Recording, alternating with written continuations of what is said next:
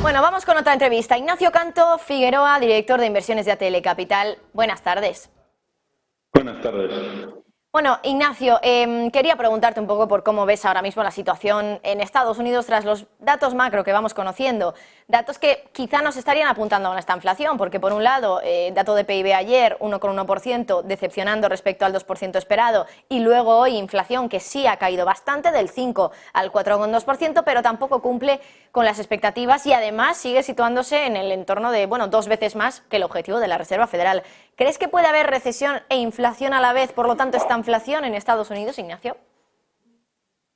Bueno, indudablemente es una posibilidad, ¿no? Yo lo que pasa es que del dato de ayer, con todo, creo que hay que matizarlo un poco. Hay una cifra de inventarios relativamente importante, cercana al 0,7-0,8%, que detrae del PIB, o sea que si no hubiera estado esa parte de inventarios, gasto de inventarios, es decir, que no se han producido cosas, sino se han gastado las que ya estaban producidas. Entonces, eso detrae del PIB. Evidentemente, los inventarios tienen más o menos unos niveles y cuando quedan pocos se fabrica más para hacer inventarios, pero cuando se venden esos inventarios es porque hay demanda. Entonces, yo creo que esa parte es buena, que haya demanda, que se vendan los inventarios y que por tanto, pues bueno, luego haya que volver a fabricarlos. Entonces, yo creo que el dato, si lo vemos, no es tan malo como la cifra da. Eso por una parte. Por otra parte, la inflación está siguiendo la senda que más o menos esperábamos, es decir, reducción gradual, pero probablemente más resistente o más resiliente en la parte de inflación subyacente, con lo cual, bueno, pues tardará más en bajar.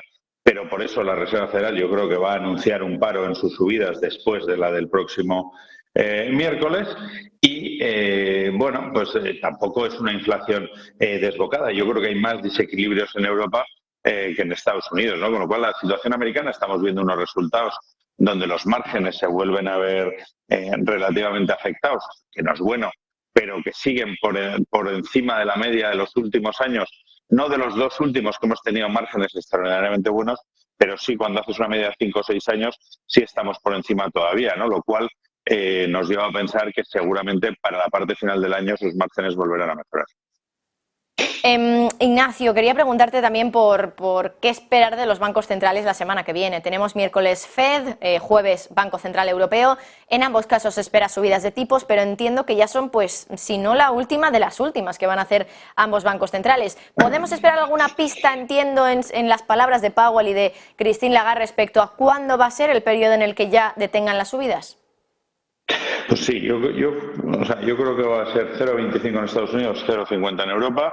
Ese 0,25 en Estados Unidos efectivamente probablemente sea señalado por Powell, que estarán muy dependientes de los datos, muy tal, que seguirán muy... Pero un anuncio implícito de una parada y a partir de ahí lo normal es que el siguiente movimiento sea en el sentido contrario, pero no lo va a decir y yo creo que va a anunciar eso, un alto en las subidas y que serán dependientes de los datos, que si volviera a repuntar la inflación pues podrían volver a subir, cosa que no ha sucedido en la historia, y lo contrario, ¿no? Entonces seguramente. Y luego yo creo que sin embargo el jueves Christine Lagarde va a ser más dura. La inflación en Europa, especialmente la subyacente, sigue sin estar nada controlada.